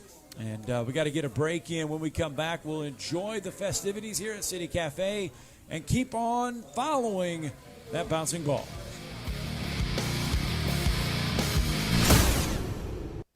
You're listening to Talkin Ball on 97.7 ESPN, The Zone. Our last reported accident was Winchester and Bell Factory. It came in as a no injury. May still be working that one. Should be clearing eastbound 565 west of Mooresville, 20 in Greenbrier, and Old Railroad Bed in Orville Smith. You get 3 pieces of the crispy tender chicken and a buttermilk biscuit for $4.99 at Popeyes. University in Jordan, 72 in Jeff and North Parkway. Captain Nick in the Popeyes Skywatch Traffic Center. One of the nation's most historic programs. Tiptoeing down the right sideline, flips over, into the end zone, touchdown Army! This is America's team. Javari Bordeaux with a game-ending interception. Army plays here on your home for Black Knights football, the Army Sports Network. Listen to Army football all season long on 97.7 ESPN The Zone. Brought to you by North Alabama Mortgage, Bubby's Diner, Higher Echelon, and by Nick's Ristorante. SportsMed is the official team physicians of the Rocket City Trash Pandas. And if the pros trust SportsMed, you can too. SportsMed provides every service you might need for complete orthopedic care, specializing in orthopedic surgery, sports medicine, joint replacement, spine surgery, neurosurgery, and podiatry. And they offer their own brace shop, in-house full-body MRI, physical therapy, walk-in clinic, and so much more. 4 locations and on the web at sportsmedalabama.com. Valley Equipment Rental. Pretty self-explanatory name, no? Tom Abraham here. And look, Valley Equipment Rental is all over the Tennessee Valley, and they rent equipment, all kinds of equipment, and not just to the contractors out there, but to you, the general public, as well. Need a skid steer or an excavator? Well, they've got over 40 units to make sure they've got one for you. From huge boom lifts to miscellaneous hand tools, it's at Valley Equipment Rental on the South Parkway. And soon, they'll have a second location to handle even more equipment. More on that to come. At Bad Daddy's Burger Bar, people call the award-winning burgers totally insane, which is a compliment because Bad Daddy's Burgers are just that. Chef-inspired expressions of pure burger amazingness built with premium Angus beef. They're bold and they're bad. Pair one with one of their signature cocktails or assortment of local craft brews. Bad Daddy's Burger Bar, 2317 Memorial Parkway. Check out our menu and even order online at baddaddysburgerbar.com. If you're ready to lower your utility bills, it's time to call Eagle Insulation. Eagle can handle it all. Attic re-insulation, insulation removal, wall insulation, and new construction insulation, commercial and residential. Our primary goal is to save you money, and lots of it. Typical clients realize their return on investment within 3 to 6 months. That means the re-insulation actually pays for itself and then some. See if we can help you. Contact Eagle Insulation today, 256-755-1556, or log on insulatewitheagle.com. Hi, everybody. Eli Gold here. Right now, indoor air quality occupies top-of-mind awareness for families and business owners. Rick Smith and the trusted professionals at Environmental Comfort Systems can take care of your indoor air quality concerns with their state-of-the-art indoor air quality solutions. Environmental Comfort's indoor air quality systems remove 99.9% of airborne contaminants so you and your family can breathe clean, fresh air. If anyone in your family suffers from allergies, or if you just want the security of knowing the air you breathe inside your home is free from viruses, bacteria, pet dander, dust, and odors, Environmental Comfort Systems are the professionals to call. Environmental Comfort also carries state-of-the-art, high-efficiency comfort systems that increase home comfort, keep humidity in check, and help you save money on your energy bills. Give my friend Rick a call or visit them online at envcomfort.com and breathe cleaner air today. Environmental Comfort Systems, Alabama license number 92314. Have you ever found exactly the right new car or truck with the exact features that you want and nothing else? Well, at Woody Anderson Ford, we can promise you just that. Hey, Bobby White back again, and you can now factory order your new Ford today, and you'll get your new car or truck exactly the way you want it. And there's no extra cost to custom order. Plus, you get $1,000 off MSRP on top of any additional factory rebates. This applies to 2021 F-150, Explorer, Ranger, and Expedition. It's a win-win with a custom order at Woody Anderson Ford. You get the colors, the features, and the options that fit your life. Plus, you get notified when it's built, shipped, and ready to deliver. Listen, buying a new car or truck is likely the second largest investment you'll ever make. So why settle? Get exactly what you want with a custom factory order today. And get $1,000 off MSRP. See how at WoodyAndersonFord.com or at the corner of Jordan Lane and Sparkman Drive. Hope to see you soon.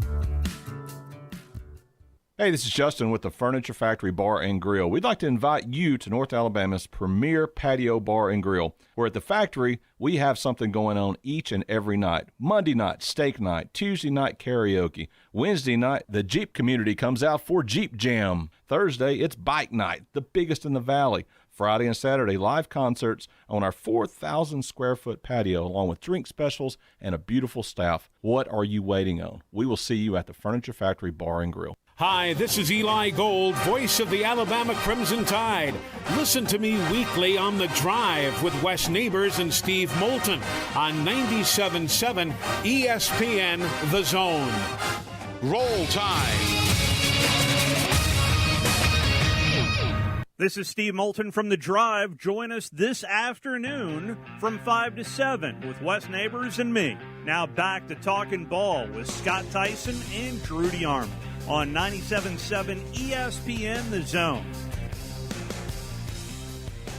And welcome back to our Huntsville City Schools basketball preview. We follow the bouncing ball to the gym of the Lee Generals as another season with head coach Greg Brown on hand. And, Drew, that means another season of high expectations.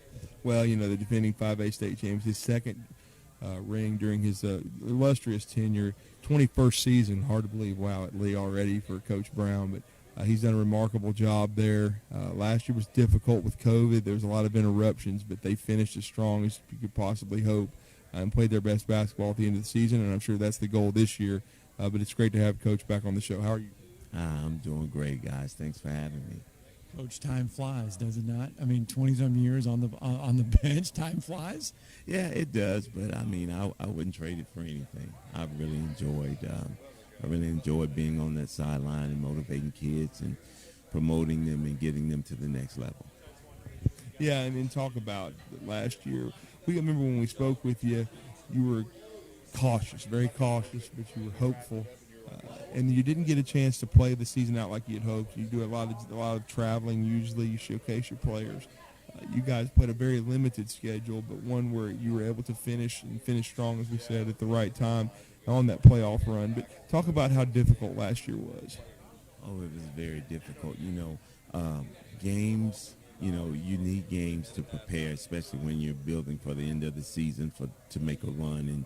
And if you don't get those games, you got to find something to compensate for that. And so what we did was we did a lot of scrimmaging against older guys, and we got a chance to really put more attention and focus on plays and breakdown because we didn't have a game for 2 weeks, so we could take our time and really just learn the ins and outs of our defense and offense and what it is we want to do, how to take advantage of things. But now, we come to this point, and I have a whole different team, and wow.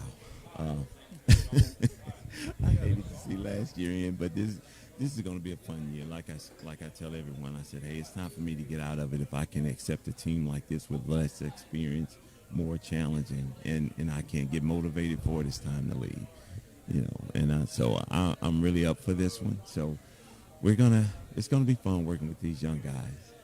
We'll talk about the challenges then, because you've been fortunate enough to have players that are older, and then you got some younger ones to where you can mix and match.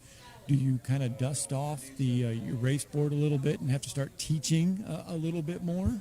Oh man, please, yes. Oh my gosh, I've been kind of pulling what little bit of hair I have out, trying to figure out what's the best way to get over to these kids what I want to do. But when you only have 2 kids coming back that play, you're talking about 11 or 12 other players that don't understand, what it is you're trying to do right now. So, like I said, bottom line is we're going to take some lumps, but we want to represent Huntsville well, but in the meantime, I think we still have schools like Grissom and Huntsville and I think it was I'm not sure. Hazel Green. We got people. We still got schools that can carry the torch this year in those other classifications to still represent Huntsville really well until we can get it together.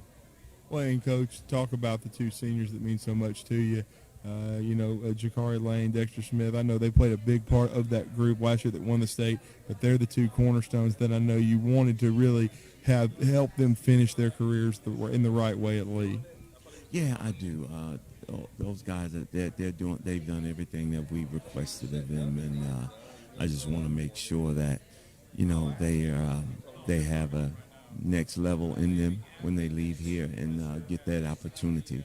I love they are 2 of the best leaders I've had as far as dealing with younger guys. They have the patience, but they still have the aggressive motivation to get those guys to where they need to be. And they do a lot of encouraging to the younger players, and that's just really big for me. I just love having those guys around. First time in I don't know how many years we're not going to hear a Brown in the starting lineup. Yeah, believe it or not, when I walked into practice and I realized neither of my sons were there, that was tough, for the last 6 years or so. I mean, I've always at least had one of them. I was lost when Kobe left, but then I had Caleb, so I could get through those moments a little bit better, and then to have both of them to turn out to be Player of the Year, that was really a blessing for our family and our school. So, I mean, I just have to take on 2 new sons, so it'll be these 2. But trust me, I love these 2 guys to death, along with the new cast that I'll have, and I'm just excited, man. I just want to go back to where I began, when I didn't have all the talent, and now I have to really reach down, and I just want to see if that's in me. And speaking of that, I remember when you first came to Lee, and you guys played with such a scrappy style, so freewheeling, and guys played fearless basketball. And you established a great culture there. Is it almost like rebooting, coaching a team like this with so much youth? You know what, man? You are all right with me. I wish I could have used those words in 3 other interviews that I had, but you're exactly right. That's the style we're going back to. I don't have a choice. Last year I didn't have to do that so much because I had Tay Fields and Caleb that I could put the ball in their hands, and you can't rush those guys to do anything they don't want to do. And, we just had so much interchangeable parts that could play everywhere, but now I have to go back to that grind, up-tempo style of play that, like you said, that's the way we started. So I got to go back and find that, and I got to go back and find my notes now that you mentioned that.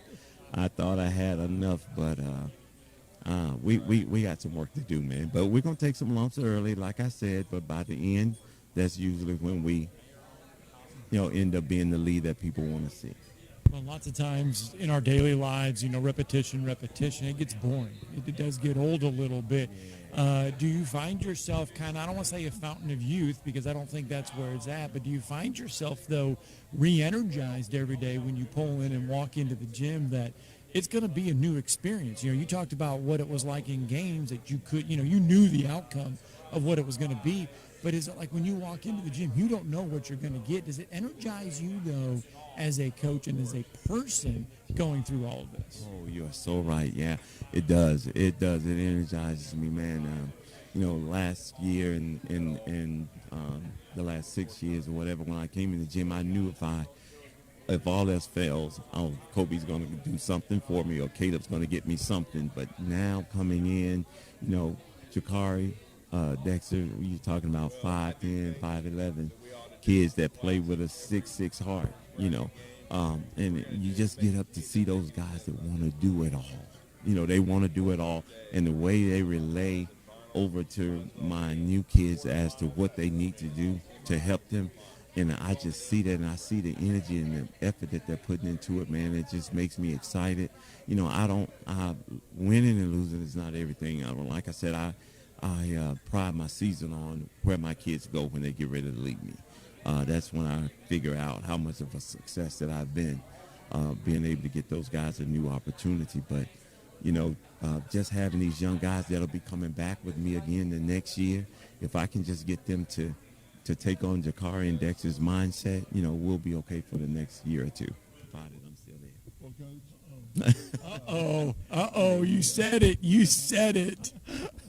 Yeah, well, you know, I plan on being around for a couple more years, but like I said, man, I don't want to be a 30, 40-year guy. That's not who I am. We have a lot of young guys that's out here waiting for an opportunity to do what we're doing, and I don't want to hog that. You know, I can take that energy and put it on the road, go watch my kids play, go watch my former students. I'll be able to go watch these guys and give somebody else a chance to keep the Lee and Huntsville winning tradition going. Well, we know, of course, about Dexter and Jakari, but some of these young guys that have energized you, for our listeners, who's a couple of players that have really excited you in the off season that you're really looking forward to seeing take the court for Lee? Well, I tell you, DeAvius Woods. Remember that name? The kid is really good. He's a junior. This will be his first year varsity. He didn't play at all last year, but he's going to be really good. We have a Jaquez Mallory, who just joined us this week, actually. And he's about 6'6". My tallest guy was 6'1", 6'2", until he walked through the door. So he's a really great kid, high academic kid with New Century. He's with New Century, and he's taking college courses. He's just really, really, really smart kid, and he catches on so fast. So having him is going to be a plus. And then we have Naaman Hobson, who's a sophomore, strong left-hand kid. You know, he didn't play with us last year either, but he has so much energy, and he's a very versatile kid. So having those three guys and, you know, most of those guys coming back, it's going to be good. It's going to be good. Well, and Coach, we'd be remiss. We know you always play a challenging schedule. How did the schedule? I know hopefully COVID is still a factor, but not what it was a year ago. How has the schedule shaped up for this year for the Generals? Well, we're gonna go out to Las Vegas. We were supposed to go last year. Now I didn't go, and I like to keep my word. I told them I was coming, so I am gonna go back there, and that's gonna be a very competitive tournament for us. But I'm not really going so much concentrating on the win as I am the exposure that it gets to my kids. And then we'll come back here for about 2 weeks, and then we'll go over to New Orleans. To the Sugar Bowl, which is a major tournament now. Again, that's going to be a tough struggle for us, but, you know, the reason why we're going, you know, again, is to make sure that we get those opportunities that my boys need to go to the next level. But to be honest, around here in Huntsville, you really don't have to travel very far. You got Huntsville High, who, I mean, their program is really growing, and they are going to be really good this year. They have some great players. Then you got Grissom, who's loaded. They're you know, Coach Dawes does what he does, and then with the talent he has, and then I think they tell me that Hazel Green, I haven't seen them, but I hear that they're really good, and maybe is it James Clemens? So you really don't have to go very far to have Sparkman High School. Sparkman's going to be one of the top contenders around here. So we got a lot of schools representing this area, and you don't have to go very far to see real good basketball. But I tell you, just having those guys to keep things going, and hopefully next year, if we don't make it this year, we can join them again. Well, and Coach, my final question is, who are you tipping off with? When is your first game? Our first game will probably be, if I can remember correctly, I'm getting old, Thursday. Next Thursday against Pope John Paul. Coach Blandon is going over there, so I'm sure he's going to try to get that program up and running again. up and running like he did. He started doing some great things at Columbia, and he left there, and he's going over there now. So I'm sure they're going to be very competitive. So we'll start with them, and then the next night we go over to Huntsville High. We're doing like this dual thing where we go there. We just kind of share the gate. Instead of playing home on home, we'll do that one game with us, like a little showcase game for the guys, just to build a relationship with us and them a little bit more. And we kind of share the gate or whatever. And we just want to make this kind of a start of a new tradition. All right. Well, Coach, best of luck this coming year for the Lee Generals. Well, thank you so much for having me. You guys have always been really good to us. Thank you so much. That was Lehigh head coach Greg Brown.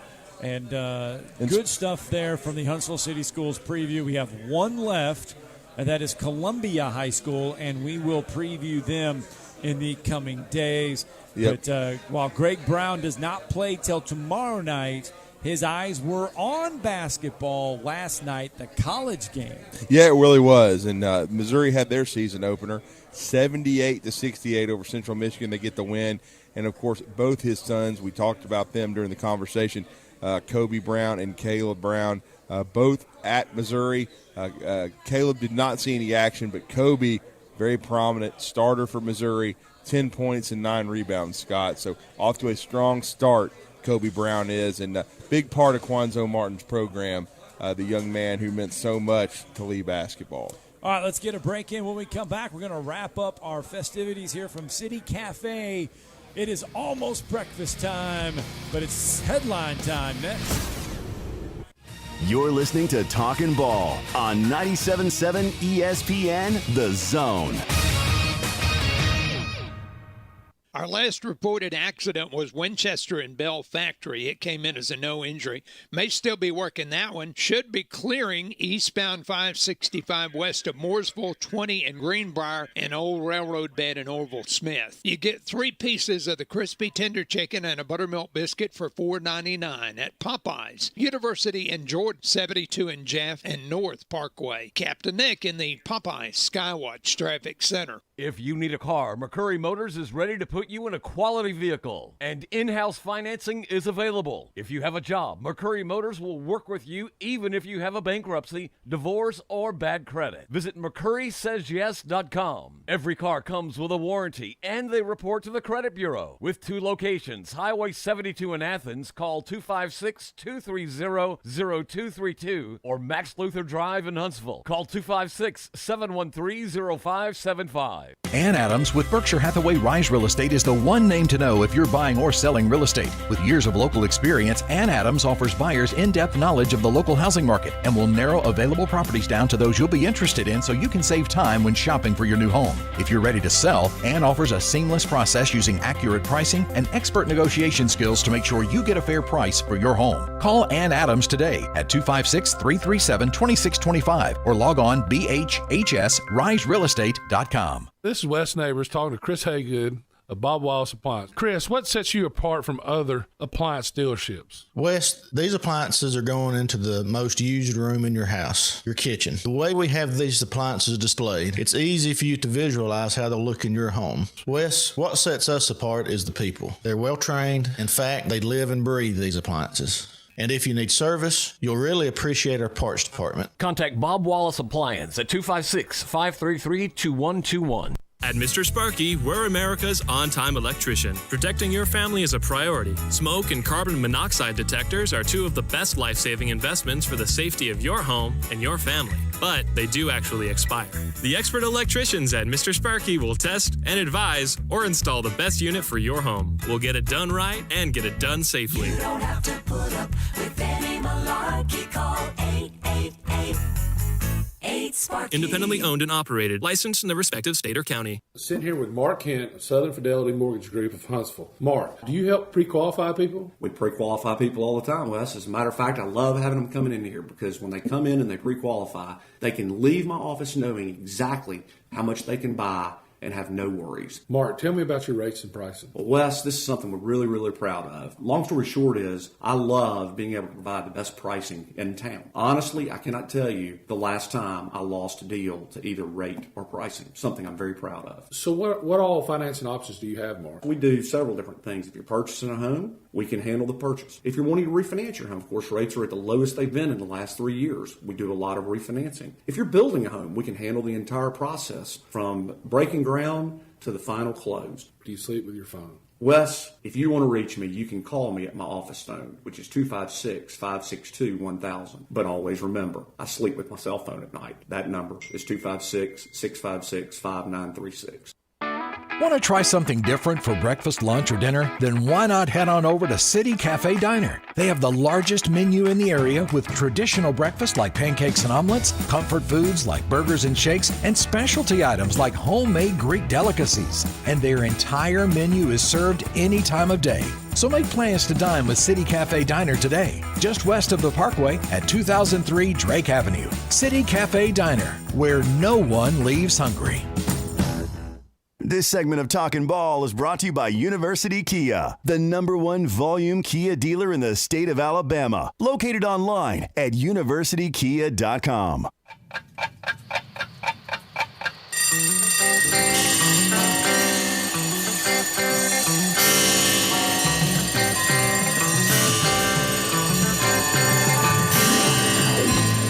It's time for tomorrow's headlines today with Scott Theisen and Drew DeArmond on 97.7 ESPN The Zone. And your tomorrow's headlines today, I mean, we have to start with the start of the college basketball season.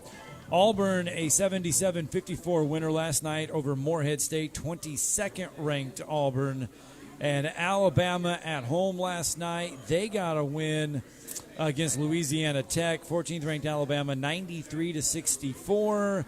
Other SEC scores: Florida gets by Elon, LSU over UL Monroe, Arkansas over Mercer, Ole Miss over New Orleans, Georgia over FIU, South Carolina over South Carolina Upstate, and Tennessee gets a win over UT Martin. So the start of the SEC, start of the NCAA basketball season is underway. Yeah, it is. Walker Kessler and his Auburn debut officially. Since this is a first real game, 6 points, 6 rebounds for the 7-footer, the transfer from North Carolina. 5-star Jabari Smith, 21 minutes of action, 8.6 boards for him. Desmond Cambridge, who's now was in the starting lineup, 11 points and 4 boards. And then the transfer from Eastern Kentucky, the point guard Wendell Green, 19 points and 3 assists. So a really good, debut for him in an Auburn uniform. And Auburn also got Jalen Williams coming off the bench for 10 points. So a balanced attack for Bruce Pearl's group. As you said, Scott, 77-54 winners. And then Alabama playing what is believed to be one of the top 3 teams in Conference USA, Louisiana Tech. They were a Final Four team in the NIT last year. Alabama, very impressive, 93-64, nearly a 30-point win for Nate Oates in his opener in year 3. And J.D. Davidson, much anticipated debut. He did not start the game, but he played very well. 12 points, 6 assists, a highlight reel dunk, and made a 3 from the corner as well. Shot the ball really well. 3 of 4 from the floor overall, 1 of 2 from the 3-point line. But again, a game-high 6 assists, 12 points, running the point. And then Jawan Gary came off the bench. I love him. I love his energy. He won the Hard Hat Award. 12 points and 10 rebounds for him as well, a double-double. And then as I've told you about the development of Keon Ellis. He's now a starter for Alabama. He had in the exhibition game I saw against Louisiana, he had 21. He follows that up with 18 points and 9 boards in this first official game.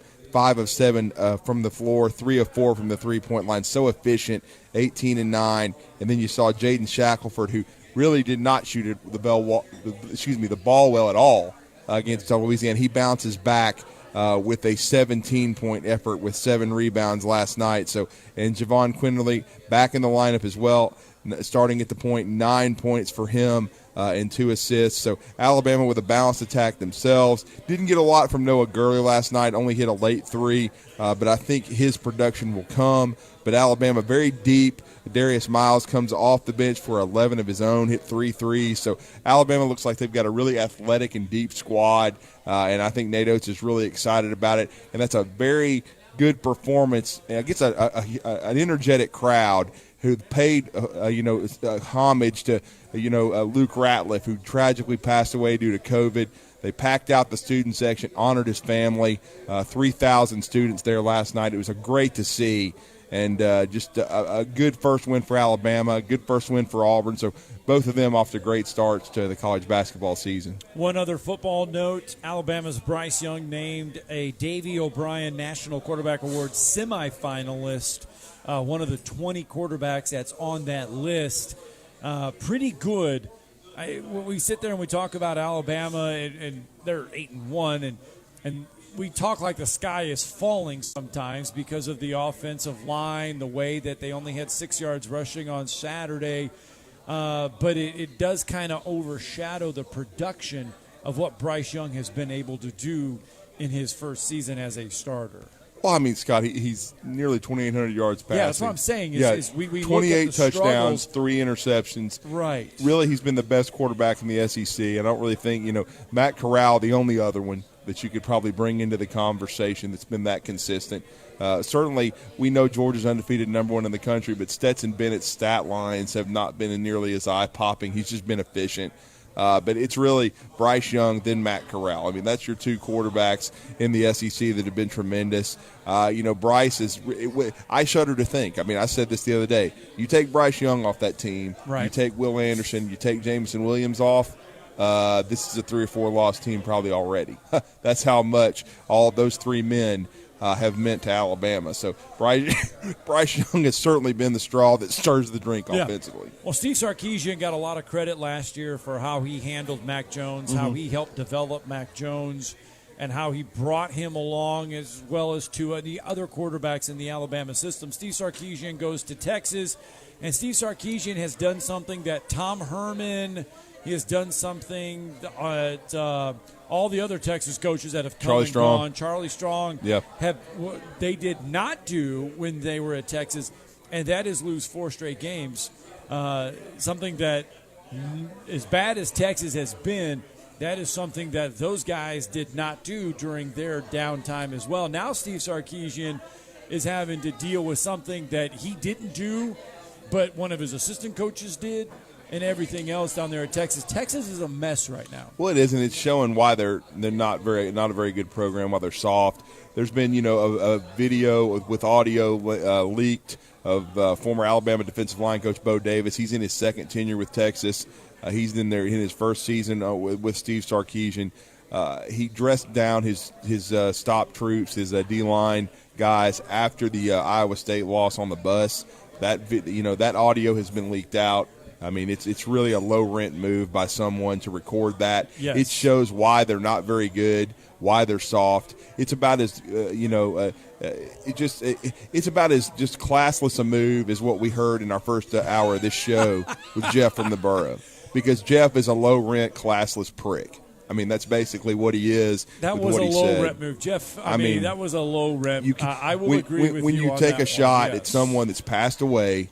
And lost his life to something tragic like that, you don't make a comment like he made. So basically, Jeff, is a low rent guy, and I hated that he did that. I mean, he's brought some good things to our show, some good conversation, but that's just something you don't do, man. I mean, that was just a Bush League move, and that's what this was with Bo Davis leaking out this audio. I mean, to me, you keep that in house.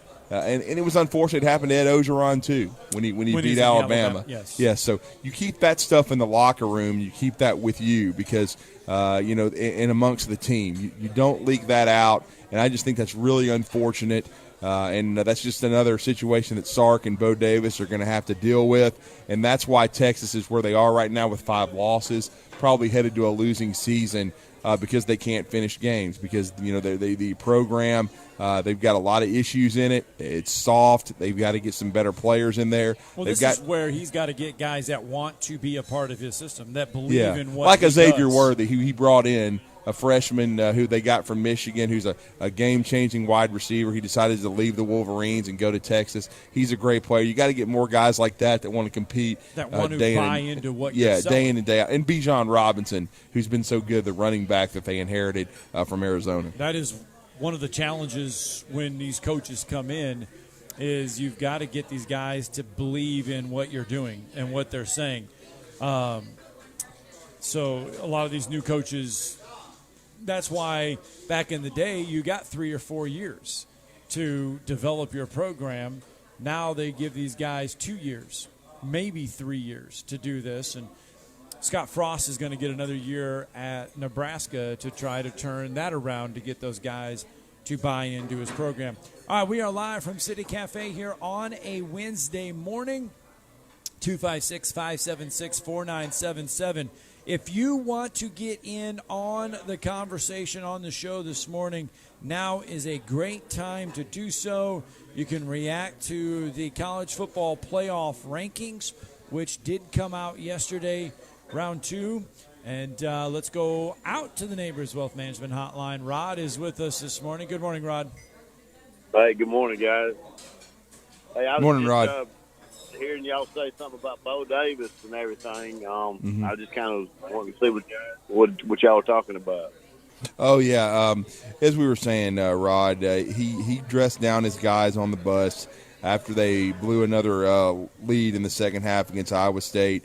It was a tirade, challenging his players, and there was some colorful language used, so we can't really play it on the show. But, again, it was just a low-rent move by someone, probably a player, who recorded what he said, and they leak it out on social media. But it's an unfortunate part of the game, but it's the reason that Texas is where they are right now, because it's a soft program, a program that's not nearly competing at the level they want to.